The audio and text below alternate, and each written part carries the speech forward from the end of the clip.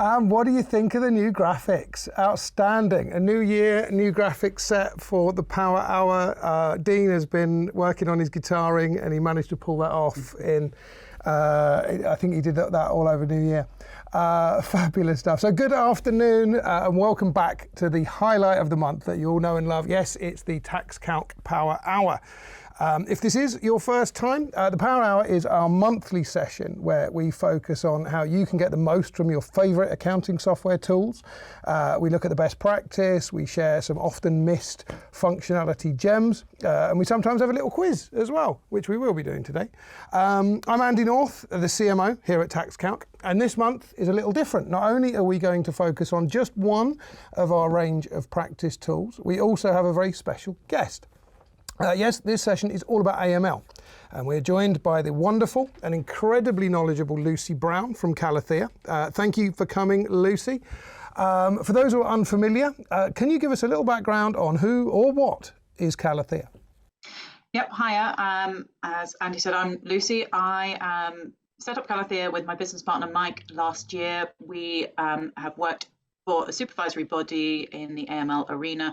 Mike is ex-police force. We set up Calathea to be able to offer AML support to bookkeepers and accountants looking at performing AML audits, so like a mock inspection that it would mirror what your inspector, your supervisory body inspector would come in and do on your practice.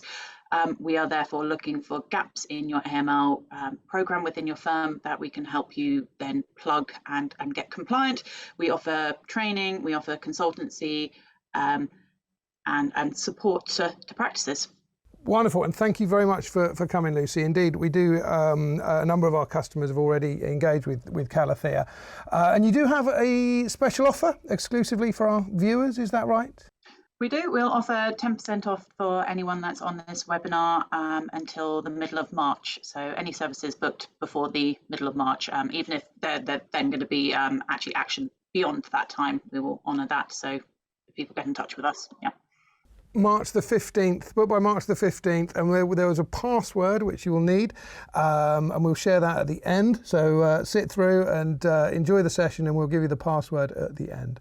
Our regulars may recall that we were joined by Lucy and team back in November when we had a dive into the mysteries of what the inspector is really looking for when he noses around your firm's compliance procedures. But several of the requests we received off the back of that were for advice on using AML software to record all of the best practice that we've been sharing. So this is exactly that. We're also joined by Tom Ogden.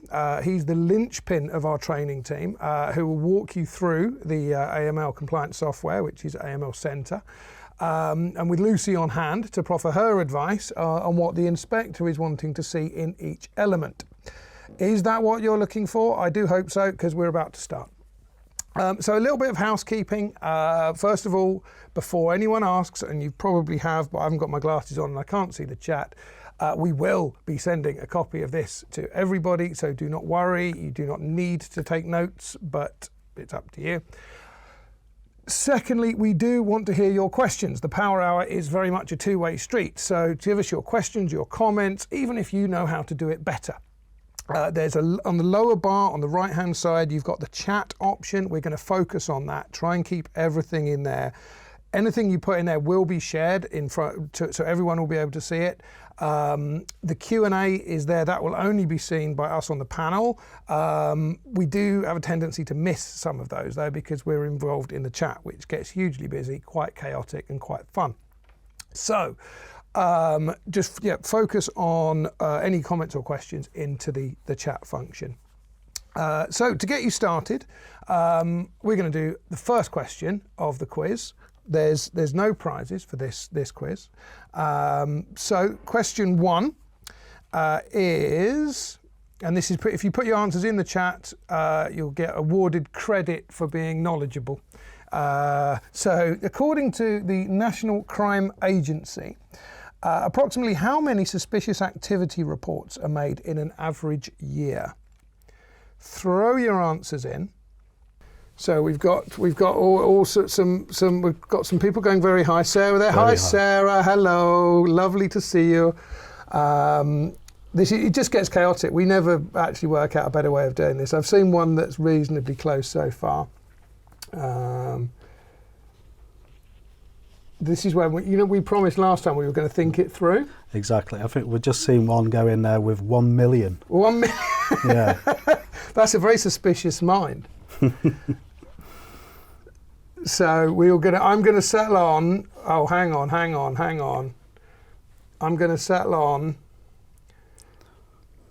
They keep moving. I saw someone. The actual answer is 22,000. And we did have Shirley Thornhill. Shirley Thornhill, well done. I'm going to give you the point for that, for getting that. You guessed at 20,000. If someone did get it bang on the nose, Mohammed, you just got it, but that was too late. So awesome. That's to get you going, get you in the mood. So the first thing we're going to do is take a look into the client records. Tom, if you want to take over. And then Lucy will be throwing in points at various points throughout. So. Perfect. Cheers, Andy.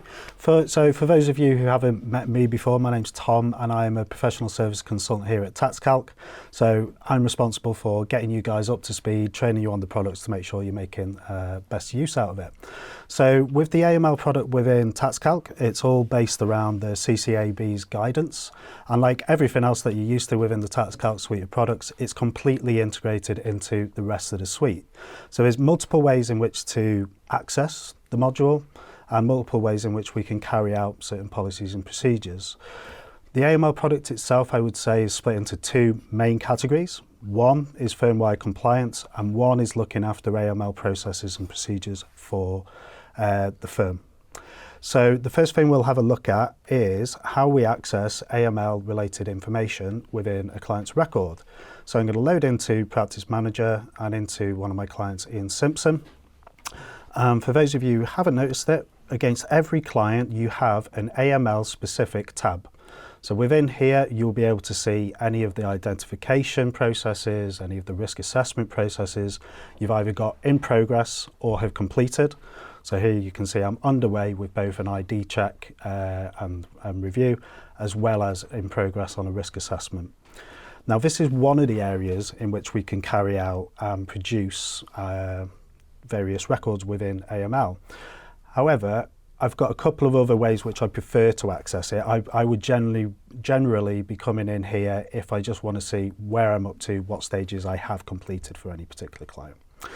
So, a couple of ways which we can access the system. Obviously, we've got our shortcut cog icon, which you may be familiar with, and we can open this client in AML Center. And from here, we can choose whether we want to run an identification stage, risk assessment, electronic verification, or if needs be, a suspicious activity report. The other way we can go into the software is through our homepage, and we can load into the AML Center from here. And then we could go into client due diligence, and from here, just search from our list of clients. Effectively, it's going to bring us back to the same screen that we were on just a second ago. All that being said, my preferred method for interacting with AML is actually through the firm-wide compliance section. Reason being, it opens up an option for us that under the status management section called client due diligence. And this screen is essentially a grid or a matrix view where it's very easy to spot which clients we've carried out processes for and which ones we haven't. So you can tell in my demo system for my firm, I've got a fair way to go to making sure that I'm up to scratch with all things AML.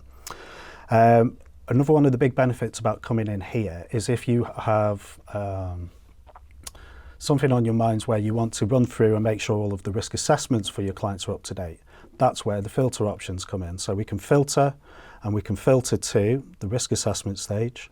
And then from here, it gives us a clear snapshot, okay, which ones are in progress, which ones have been completed, again, where are the gaps.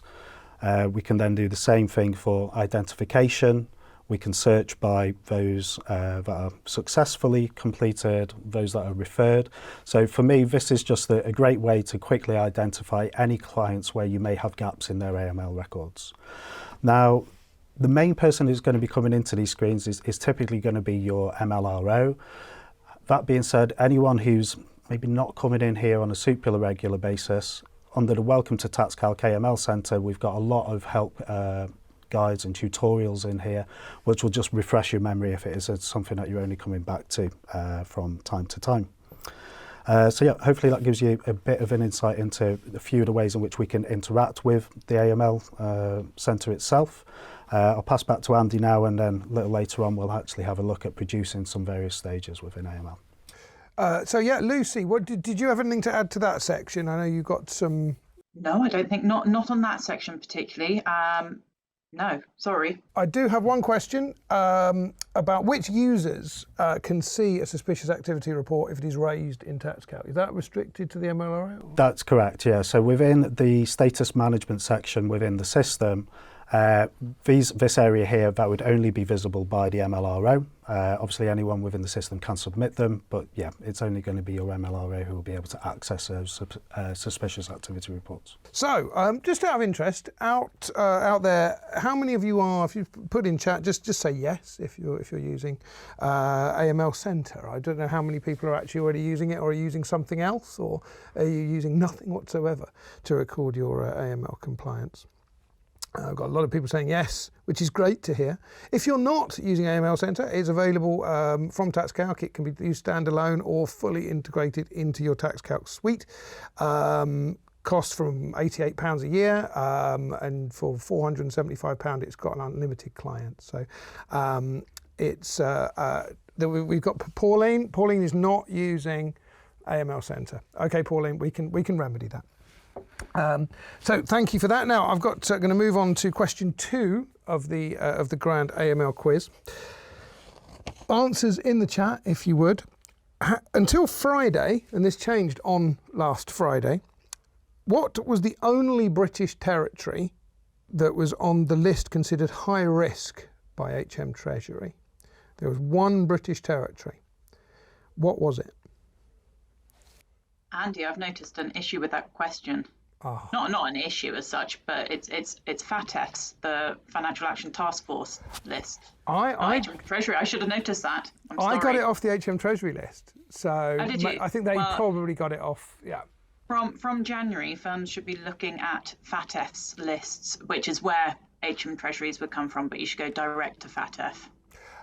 Okay. Well, I am going to give the award of that question, regardless of the accuracy of where I got the information from, to Anne White. Hello, Anne. Lovely to see you. Anne White got Gibraltar, which was the only British territory considered as high risk. Yeah, I think generally we're how Lucy, UK is what, number 20 on the list, is it? It's 20 on the what's it? Corruption index, perception index. Number 20 on the corruption index. Yeah, so when you look at, I think it looks at 180 countries, and we're number 20 on that. So I think we've moved down a couple of places this year. So if we work hard, we could get right up into the top 10. We could, at a push. Yeah. Okay. Let's see if we can do that for next year. Okay. So we're looking at ID records. Tom, do you want to take back the control? Perfect. So staying with our client due diligence screen within status management, you can see I've got a number of clients here where I'm currently in progress for creating their identification record. So we're going to come into one of our example clients here, Ian Simpson. I'm going to open him up in identification. And just like everywhere else within TaxCalc, that's just going to open up a new tab for us at the top of the page. So the first thing that we need to do when we run through and produce an ID record for any client is just agree to some general data protection information. So obviously always going to be worthwhile reading through the statements as and when they appear on the screen now. We then move through to general information. So this is the date where you're actually carrying out the check. It's also where you provide a reference number for individual stages. And then we move through into the actual client information section itself. So here, I think it quite clearly demonstrates how integrated the system is, and a lot of this information, of course, is just going to come through automatically from your practice management record card for any of your clients. So the more information that we've got in there, the more populated the AML ID checks are going to be, AML ID records are going to be. So names, addresses, UTR numbers, national insurance numbers, etc., all going to come through from practice management. We then get to the bottom of this page and we're asked a couple of questions at this point. So do we want to run a sanctions check against this client? And do we know whether or not this client is a politically exposed person? So if I answer yes to these questions, it's going to populate a couple of extra pages for me on the left-hand side of the page here. So we'll start off with having a quick look at how we can run some sanction checks within the system. So we can click in, and then here we can search the HM Treasury's website for whether or not there's any sanctions against this particular client by entering in their details. Or we can also download the sanctions list as well and just have a copy of that on file, which, yeah, I have downloaded that myself at some point, and it does make for interesting reading occasionally. There's a certain Mr. Putin appears on there a few times, as well as the ex-Chelsea Football Club owner Roman Abramovich. There's quite a few mentions of him as well. So yeah, it can be quite an interesting read to go through there. Now, if you know your client to be a politically exposed person or a potentially politically exposed person, we can note that in here against their record. And the way that I look at AML within TaxCalc, this really is going to be our one central repository, our one-stop shop for all things related to AML. So a lot of it is a case of filling in information so that it's all recorded and documented should we ever be subject to investigations or practice visits. This is the area that we'll point them to. So the more information that we've got in here, the better, essentially. The next step that we come through to is the verification record for this client. So within TaxCalc, we do partner with Equifax, so you can run electronic ID checks against any individual from directly within the system. Now, again, I'm on a demo system at the moment, but it would just be a case of hitting running AML check and then running through the various screens just to run the AML check with Equifax. For those of you that aren't currently using TaxCalc AML and you've been using another method for doing electronic verifications, if you were to come on board and add AML with TaxCalc, you can add records and details of any successful AML checks that you've carried out previously, and you can note those and again log them within the TaxCalc database. So I could say I've got a successful AML check and a certified copy, and then it'd be a case of just browse into wherever you've got that copy on your desktop or your server and noting it within the client's record. Any points around AML checks and when you think it would be a good idea to run those at all, Lucy? How often? Yeah, so AML checks should be done before you need to identify and verify your client before you start working with them, and then review it on an ongoing basis. You've got to have ongoing monitoring. So the regulations say you should review it regularly. And most supervisory bodies would say that was annual. But if you know of changes within your the structure within your client, so if they've taken on new directors or anything like that, you've changed the services you're offering, and that will come into it later. You should just review then as well. A couple of questions come in. For which clients should we use sanctions check, or should we do it for all of them? Yeah, we're going to revert to Lucy on that one. Yeah, go. I was going to actually, I wrote down sanctions on my notebook just here because there are two things that I wanted to bring up. Sanctions should be done on a risk-based approach. So you've got to decide what your risk-based approach is, and that should be documented in your policy document. So you don't have to do sanctions checks on everyone, but you can do if that's what your risk appetite dictates. The other thing, Tom said you could download a copy of the sanctions list, and that's absolutely fine, but be aware that it updates regularly. I get an email alert virtually daily from HM Treasury saying people have been added to the list. So it is an organic list. And so downloading it, fine, but review it quite frequently. Okay, so we've got a few questions here about,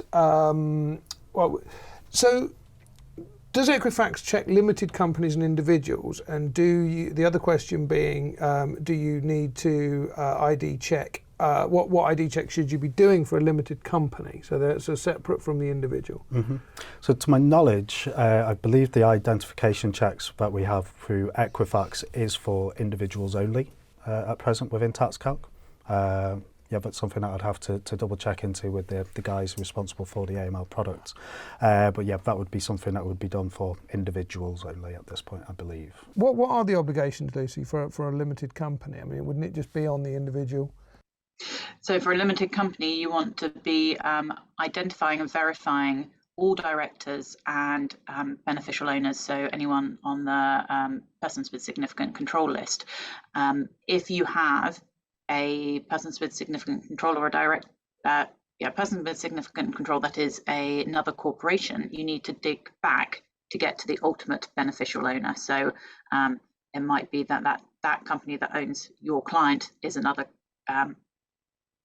has two directors, and you would need to ID and verify those. Also, with a limited company, you want to take a copy of their certificate of incorporation. You want to just do a comparison with what your client's telling you and what's on limited companies, because you are now required, well, you have been for a while, but even ongoing, you are required to report discrepancies that you find there as well. Okay, thank you. And then we've got a couple of questions about redoing ID checks. So when do you need to do them? Do you need to redo them? What's a sensible policy? There's no absolute rule on this. When you have an ID, I mean, there's nothing to say you have to do an online check or run it through a system. You need to be satisfied that the ID you have belongs to the person that is instructing you. And belongs to the person that you are expecting it to. Therefore, that's why an online verification is quite useful, because it checks other areas. But then you need to be sure that that system, and I'm sure the one that you guys use, Equifax, draws on multiple different sources of information and is free from error. So you need to review the documentation you have each year. You need to make sure that it is still in date, but you don't necessarily need to run it through another system, an online check. The only thing that those will often do is ping up whether your client could be a PEP or on the sanctions list if you tick those boxes and do those searches as well. Okay, so quick question about charities. Is it just directors? I think we've talked about charities before. Yeah, charities can be a bit of a nuanced one, because they tend to have such a big turnover of trustees, and so the minimum you should be doing, and again, this is on a case-by-case basis, would be the person instructing you, the treasurer, anyone else that has access to the bank account, and anyone else you feel is in kind of charge of what's happening. So anyone that has control over the charity and how it spends and deals with its money. Obviously, the risk with charities often is that they are used for terrorist financing. So they tend to be thought of as higher risk because of that. Okay, so I've got a few other questions coming up. I know I'm conscious that we've got a lot to get to, but I'd like to, these are possibly for Tom. Well, a whole load of more have come in. This is what happens when it's just me running the question deck. So does TaxCalc give details of how long the client has been with the firm and how often the AML checks have been updated? Yes, it does. Yeah, so you would be able to detail the date of first engagement against the client's record. And then when it comes to everything that you're tracking from an AML perspective, all of the information that you put in there is reportable. So dates that identification checks were completed, things like that. So again, if we come into identity evidence here, for instance, you can see that we can store copies of signed passports, driving licenses, all of your identification copies. One of the key fields that for me that I would be keeping an eye on, and I'd certainly want the report built around, is the expiration date of any of the documents which you're holding on file for the client. So in my system, I have a report set up saying, okay, show me the identification status for all of my clients. And as part of that report, I also say, tell me what information we're holding on them from an identity evidence perspective, and what are the expiration dates on that. So that report you can run off, and you'll be able to see when you last did it. The same would go for a risk assessment profile. When did you last carry that out? Any of the reports that you build around within the system, you can populate the date that it was completed and work around that. Okay, and I've got one, and I'm not sure if there is an answer to this, but I'm going to throw it at Lucy. So Bushan asks, during AML, it asks for the date of birth of the director or person of significant control who resigned from their position a few years back. What's the solution for that issue? Do you need to be able to provide that, would you say? No, I've not come across that before. Okay, we may be in uncharted territory. Yeah, if they're a new client to you, no, I don't see that is necessary. But let's make a note of that question. And we'll go away and have a look at it. And if you've got more detail on that, just put it back into that question box. Okay, so look, let's crack on. We've got a lot more. There's questions coming in left, right, and centre. We'll try and handle a lot of these at the end. If we miss your question and we get to the end, post your question again, and hopefully we'll be able to get to it. Okay, so we're going to get on to quiz question 3. I think let's do that first. Let's do quiz question 3.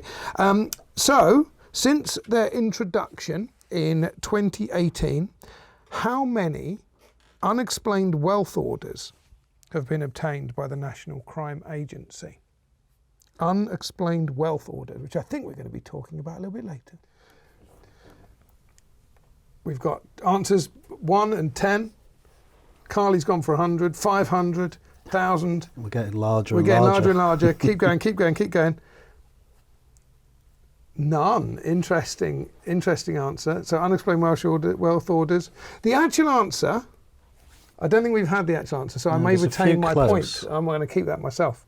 It's actually 4. Lorraine Anderson, you just got it on the nose there. Congratulations. We'll give you that point. Sorry, Nigel. Lorraine beat you to it. But yes, there have been 4 unexplained wealth orders. Wonderful. So we're going to look at risk assessment now. Perfect. Tom, over to you, my friend. Cool. Thanks, Andy.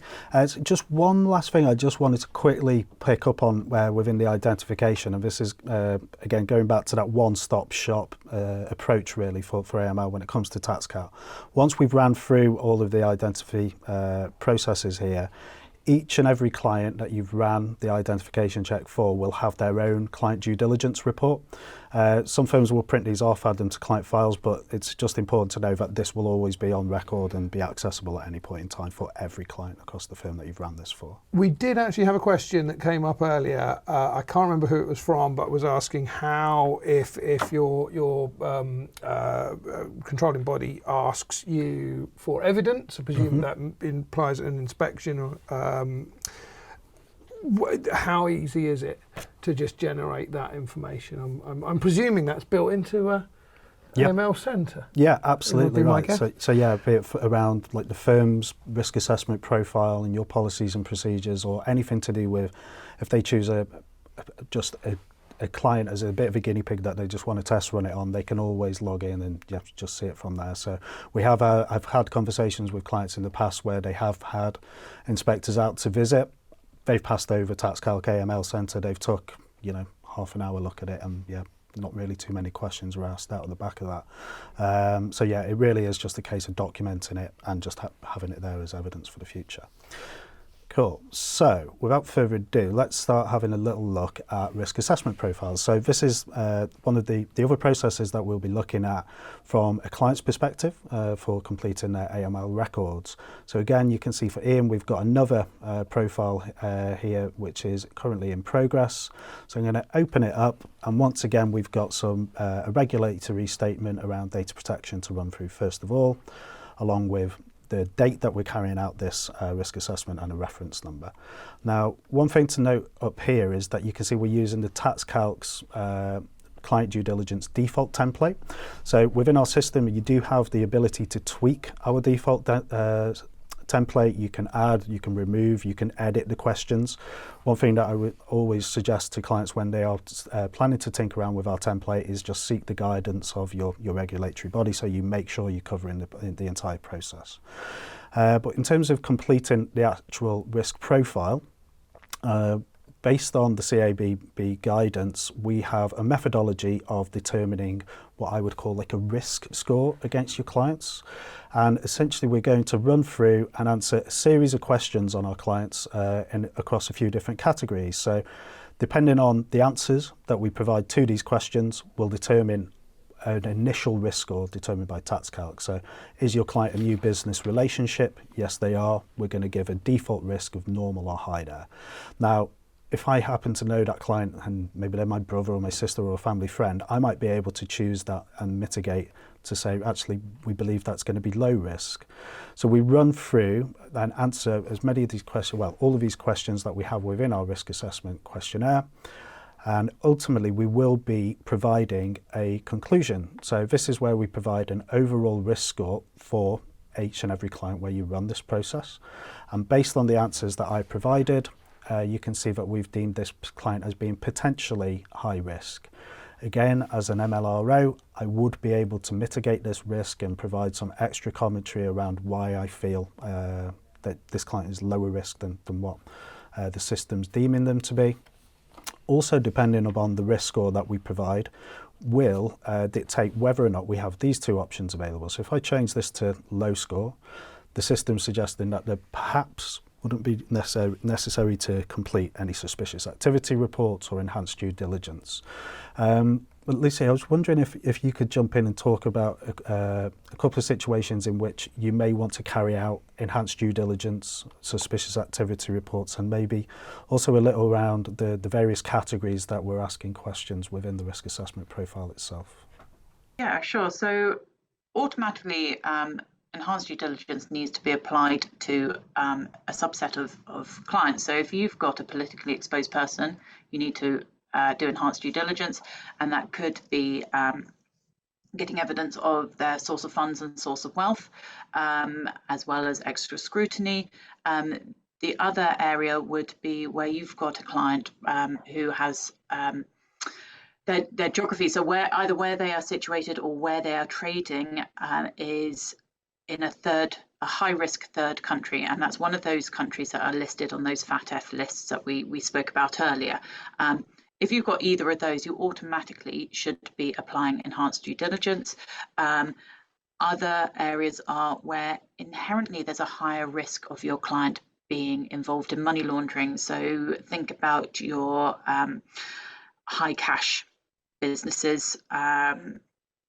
Anywhere you just are feeling a bit more suspicious, you should be applying enhanced due diligence. If you had submitted a SAR on a client and you continue to act for them, raise their risk rating and again apply enhanced due diligence.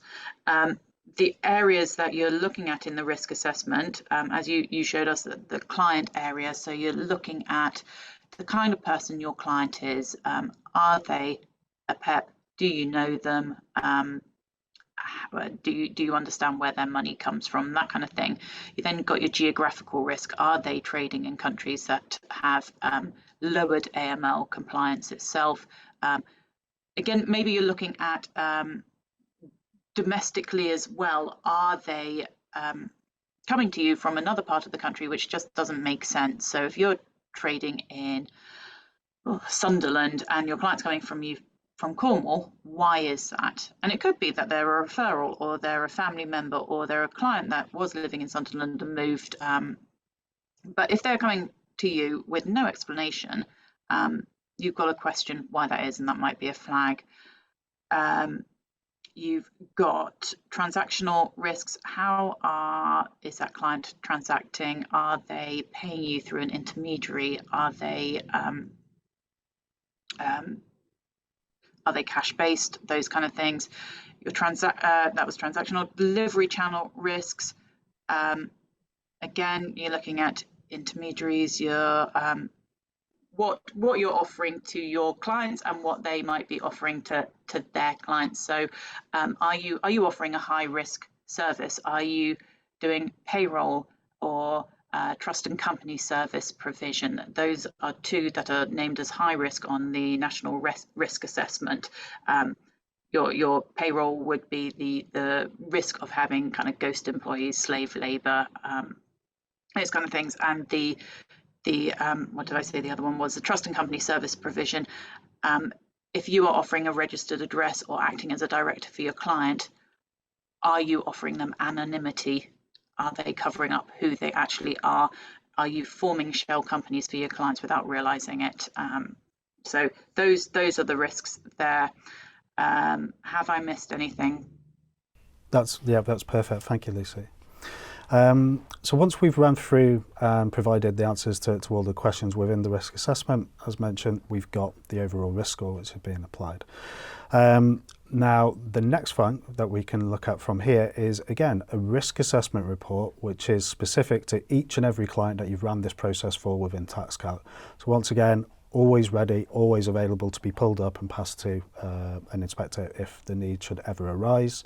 And obviously this is something that just can be kept on file and accessed at any point in time. I suppose one other question which is springing to mind, Lucy, which does get raised in a lot of my training sessions: how often should a firm be looking to run a risk assessment profile against each of their clients? Is there any processes, any actions or events which would trigger the need for running a risk assessment report against the client again? Yeah, so supervisory bodies will expect those to be done at least annually, but with event-driven updates. So if you change the services you're offering a client and it would impact the risk rating, you need to think about it then. If you know that there is a change to your client, they've become a PEP, or they have changed how they trade or where they trade. I think if they suddenly start trading in a high-risk third country, you've got to up that risk rating and do enhanced due diligence. So yeah, there's all sorts of things that you need to be aware of, and that continual monitoring of your client will help identify when a review needs to be done. But this is the thing, don't leave it. If you are aware of a change, don't leave it until your annual review, because if you have an inspection in the meantime, they will pick you up on that. Perfect. No, that's really helpful. Thank you. So if you get an inspection, Lucy, that's you generally get what, 3-4 weeks notice, something like that, if that? If that, probably. Most will want to do it within a couple of weeks, and they will potentially look at any audit. So if you've got auditing in the background of the system, they might ask when you updated things. So if they are suspicious that everything's looking very, very sparkly and just been done, they might look at when a review was previously done. It does bring me back to where Anne White, I believe is watching us. Hello, Anne. Came into the studio. I think it may have been a couple of years ago, and she regaled us with the story of her inspection and talked about what happened during when the inspector came. And yeah, this is starting to ring some bells, because it was pretty harrowing. But she passed with flying colours, which is good to hear. A couple of questions related to that. If someone's passport expires, do you need to get a new copy of that passport, I presume? The regulations say you need to keep your documentation for client due diligence purposes up to date. So yes, I know some supervisory bodies are less hot on it, because you could argue that once a person's a person, they're a person, but that's not always the case. There was a question that came up earlier, and I'm going to struggle to find it now, but it was around whether does TaxCalc include, and this is for both of you, does TaxCalc include ways to template your answers? So it all says no unless you tick it yes. Now this came up in our session last year, didn't it, Lucy, about whether it's possible and whether it's wise, is the two questions. So Tom, is it possible? No, not as such. Not from one client to the next. So yeah, as you mentioned there, I think the idea is that you would be running this against each client and treating them separately. So hopefully Lucy can answer a bit more on that in a second. But one thing that you can do for a specific client, once you have ran and completed, say, a risk assessment profile for them 1 year, you can duplicate that for another year. So once you have completed a risk assessment profile for them, if I go create stage, you can see I can duplicate the previous risk assessment profile. Again, our message on this is that you don't just duplicate it and then just save it and you're done and dusted with it. You would still have to treat each question individually and update anywhere where there has been a change since the last time you've done it. So yeah, you can't template from one client to the next. You could create specific templates and change the questionnaire depending on certain subsets of your clients. Again, that would be something that we suggest that you speak to your regulatory body about. But yeah, you can duplicate from one client for one period to the next. So Lucy, that came up previously, didn't it? There was some concern about how an inspector might view templated answers. Yeah, I think the inspector would view templated answers to documentation differently to a client risk assessment, but I would still be really adverse to having default answers within a client risk assessment, because then you are at risk of becoming complacent, and we all know that it's you become kind of blind to what you're thinking, and it's very easy just to assume everything's right. But actually, if you are having to tick a box, you're more likely to actually look at the question and read it and think about it. So I can understand the desire for it. I'm just not sure it would be wise. So an inspector may well deem that as somewhat of concern, I guess, if it was. Yeah, I think they would. Yeah. Right, so we have just over 15 minutes left. We've got the all-important question 4 of the quiz, which I know everyone is on the wait for. There's one question I wanted to very quickly ask from Jodie.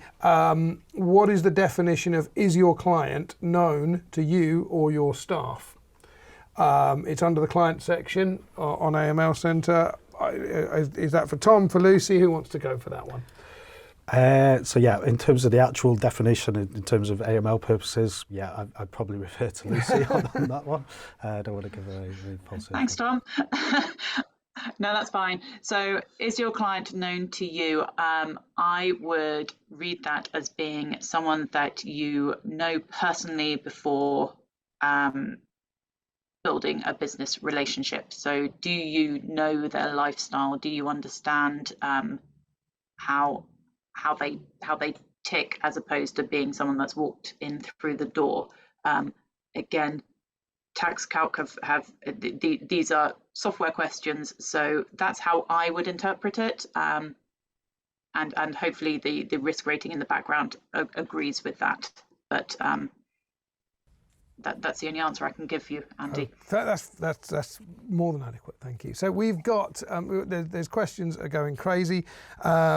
I want to get to speaking to questions. I've got one for you.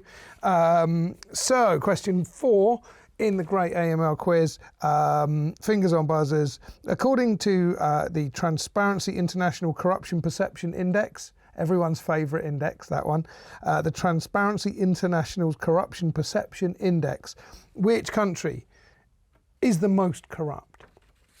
This is something people should bear in mind when they are doing those geographical risks as well. Not just a FATF list, but Transparency International's corruption index is quite interesting and does have a bearing on how you should perceive your client. I would be surprised if anyone doesn't review the Transparency International's Corruption Perception Index like kind of nightly, like just before you go to bed. Yeah. It's a really lovely, colourful map. Oh, it's great. Oh, yeah. It should be an essential, but it is very worthwhile doing, as Lucy says. So thank you for all of your answers. We have had a couple of correct answers. If, like James and like there was a few people in there that got it. It's actually Somalia. It's not Russia. It's actually Somalia. So do keep an eye on that list though, because if you may find that you've got countries, people doing business in those countries, and that could cause you issues. I believe it was Denmark was the least. I think that was right, wasn't it? Thanks about. Yep. So keep an eye on the list. So before we get to the final bit, well, actually, no, let's just go for the final bit. Let's just get into firm-wide compliance and firm-wide risk assessment, and then we'll take some more questions. Perfect. So far we've been looking at the processes that we carry out within TaxCalc for dealing with AML when it comes to your clients. The next part we'll have a look at is how we document your practice policies, procedures, and everything that you do internally. So the majority of that will be done under the internal control tab within the AML Centre. So within here, we have a place to detail who our MLROs are, who our MLCPs are. And as per a lot of the areas within AML Centre, it's just a case of it being that central repository for you to document all of this information. So we have a tab here for any personal development and training that you as MLROs have undergone. So we can obviously quickly and easily add details of that in, the type of training, the dates, the attendees, etc. We also have a place for you to store the contact details and the names of your supervisory or regulatory body. So we have, I believe, everything that you could possibly need under the sun within here. So from AAT down to the ICAEW, there's a place to keep the name of your primary contact at the regulatory bodies. And again, just a place for you to store that information. We also have an area where we can log and track any of our beneficial owners and officers and managers within the system. And if any of your staff members have, you've carried out DBS checks on them, for instance, again, that can be documented within the record here. So you can see I've got one for Nick in place. But yeah, at this point, I've just not linked a certified copy against this record. Again, if you do have them on hand, it would be a good idea to add them in against the clients, against one of the BOOMS areas.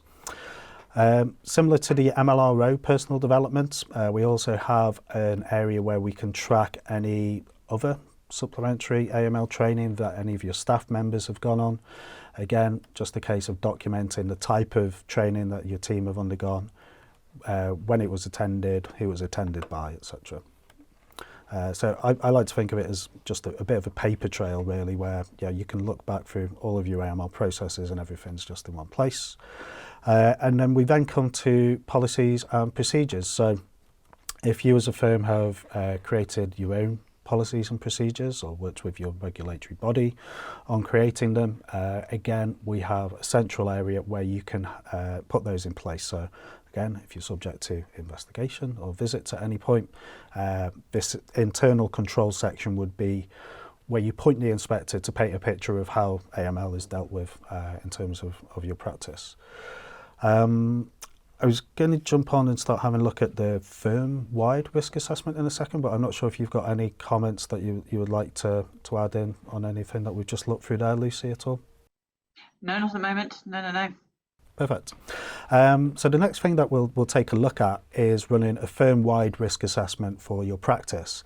So once again, we can use our default TaxCalc template for this, or based on your own knowledge and guidance from your regulatory body, you can create your own firm-wide risk assessment and tailor the questions accordingly.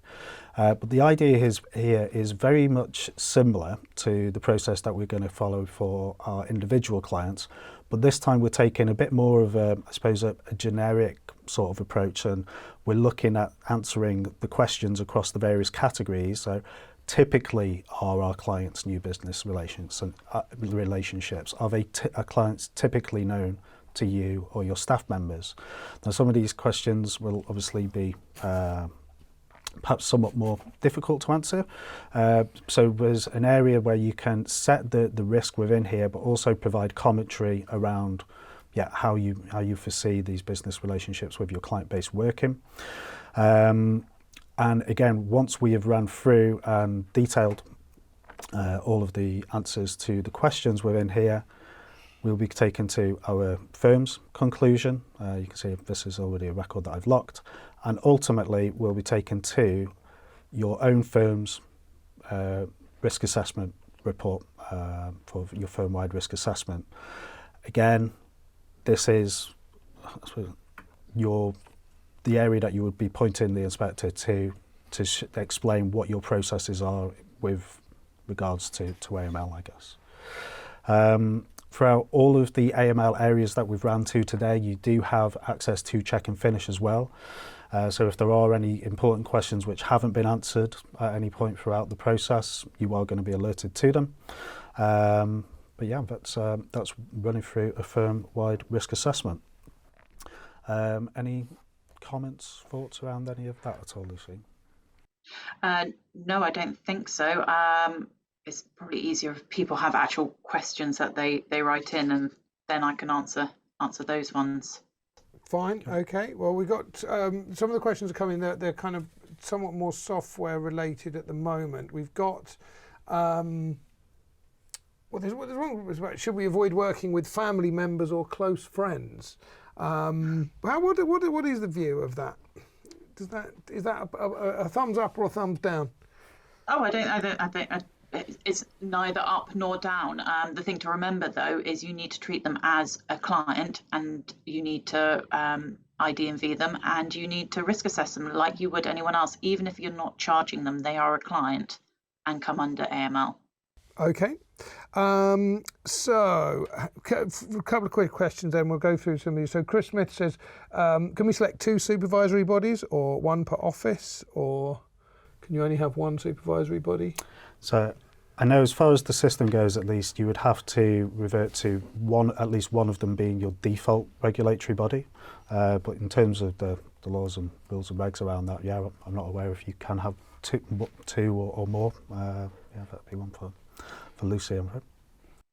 No, my understanding is 1 supervisory body. Now, I do believe, no, it's practice licenses. It's 1 supervisory body. So we found when I was working for a supervisory body, if we had a firm where there were 2 directors and they belonged to different professional bodies, whoever had the higher shareholding tended to hold the supervision with their supervisory body. Okay, because there's no real advantage about picking one over another, right? No, it just complicates things. Just going to complicate things, right? So you potentially have double the inspections. I've got a worrying question here. Ian says, who is the inspector? Now, obviously, no one's allowed to know who the inspector is. But Lucy, do you want to just help Ian out? Yeah, so each of the supervisory bodies will have a team of inspectors who are AML experts, often ex-police, having worked in financial crime prevention, who are conversant with all the rules and the supervisory body's rules, because some will have rules that they put in place above and beyond the regulations. So there are at least a couple that insist on particular software being used. And so they have a team that will come, they'll give you notification that they're planning on inspecting you. They'll come and they'll run through a list of questions to check your knowledge, your understanding, and your application of the legislation and regulations. The way they select you varies per supervisor. So like we have to, or you have to have a risk-based approach with your AML of your members, they have to have a risk-based approach of their members. So some will assign you a risk rating dependent on how many clients you've got, what services you're offering, because this is information you have to provide to them. And if you come out at high risk, they might come and inspect you every year, every 3 years. If you're medium risk, every 5 years, every 7 years or such. Like others will have a look at you and decide on other risk-based methodology as to how often you should be inspected. So you might think that your supervisory body only looks at 10% of members annually, so you're really unlikely to get inspected. But actually, there might be flags that make you more likely than someone else or less likely. So it's not a flat out 10%. What I suggest you do is look up your supervisory body, look up their annual return that they have to do to HM Treasury. They have to put a link on their website. And that details how they approach AML within the body. And is it true that they have the same powers as the guy out of the Matrix? Just to be clear. No one knows what powers they actually have. Good point. Yeah, that's I can only tell you their finding powers, and they have the powers to decide how they. So their application is to dissuade, discourage, and there are several Ds. Anti-money laundering. So you are meant to so that their fines are to discourage you from not following the rules. So they could fine you, they could just reprimand you, you could lose your license. And ultimately, if you are then found to be money laundering, you could get a prison sentence. Okay, so we've got a few minutes and lots of questions, so I'm going to try and crack through these. So you mentioned that charities have a high turnover of trustees. Now, what about flat management companies, which might have a high turnover of leaseholder directors? Is it sufficient to just AML check the block managing agent and any other person who might have access to the bank general leaseholder directors? Access to the bank. General leaseholder directors wouldn't have access to the bank account. So is it only people who have got access to the finances? It would be really unwise of me to answer that question online on a webinar without knowing more details. So I think that is a case-by-case basis. Talk to your supervisory body, give us a call. We'd happily talk through it with you, but without knowing more details and who these people are, I would be foolish to answer. Very wise. Okay, so Andrew says, if the firm-wide risk assessment will be based on your own knowledge of the client base, how would the inspector be able to really assess that? So your firm-wide risk assessment is looking at the risks to you that your firm brings. So the inspector would talk through all those different elements within the inspection. And actually that firm-wide risk assessment, although they might look at it at the start, they would look at it at the end again, having got a feel for your company, your client portfolio, and therefore the risks that are specific to your company. Now, what we always used to do at our supervisory body was when a member had a firm-wide risk assessment and they'd made it particular to their firm, we go, great, but actually, you know what? Here are areas of improvement for you. You don't get punished for having one but not doing it well, unless it is obvious that you just have thrown something out there to have a report. And that's not good enough, because that's not going to protect you, your firm, the financial system. Okay, and one final question. This one from Michael.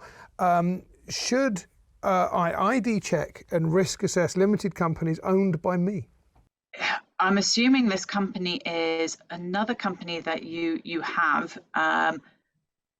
In theory, again, this is one that maybe needs more discussion, but in theory, yes, you should, unless you are the only person in it. It's a tough one, that one. Yeah, I think so, just because I don't want to give the wrong advice there. Okay, fabulous. Thank you very much. So we're at the top of the hour, as they say, and unfortunately we've come to an end. I hope you found that useful and fascinating, and you will be able to to go back over the recording. I suspect a lot of people will be doing exactly that. There is always so much to cover with anti-money laundering. So Lucy will be joining us at Accountex. If anyone is at Accountex on the TaxCalc stand, Lucy's going to be with us answering some questions. Also at the FAB event, the Festival of Accounting and Bookkeeping in Birmingham, which is not next week but the week after. So if you're at either of those events, come and find us, and you'll probably find Lucy too. At the FAB, we have our own stand as well at FAB, so. And Lucy has her own stand. So if you want to come and find us directly, they can do. Ask those tricky questions at FAB. So first of all, thank you so much, everyone, for watching. Thanks for joining us. Thank you for all your input into the chat. That's what makes the Power Hour somewhat different, somewhat more fun. We thoroughly enjoy doing that, and it gives us the ability to fund things like the credits at the beginning, which I think everyone will agree were awesome. Thank you very much, Lucy. Lovely to have you again. Really appreciate that. I think you're coming back to see us in, I think, April. We're going to be doing a recap of what happened to the farmer. So should be me and Mike for that event. Mike. So yes, looking forward to that one. We'll be sending out invitations to that. Thank you very much, Tom. Awesome. Thank you for your demo. No problem. if anyone is out there, you want to buy AML Centre if you're not already using it, or if you've got it and you want to get training, you can get in touch with our sales team because they can organise training for you. I have the discount code. Lucy, what's the password? What's the password? It's simple, Power Hour. Power Hour. If you say Power Hour to Lucy, she will give you 10% if you book your services by the 15th of March. One thing I do want to quickly do as well, I have one of our Power Hour regulars, Tom Bickle, has asked me, he's started his own completely independent, unofficial Facebook group, which is a TaxCalc fan page. He's asked me to promote it for him. I'm going to put the link to that in the chat in the group now. So if you think TaxCalc is wonderful, or even if you don't think TaxCalc, there may be someone out there, then you can join up and you can talk about TaxCalc on Facebook to your heart's content. So that is going into Facebook now. We will.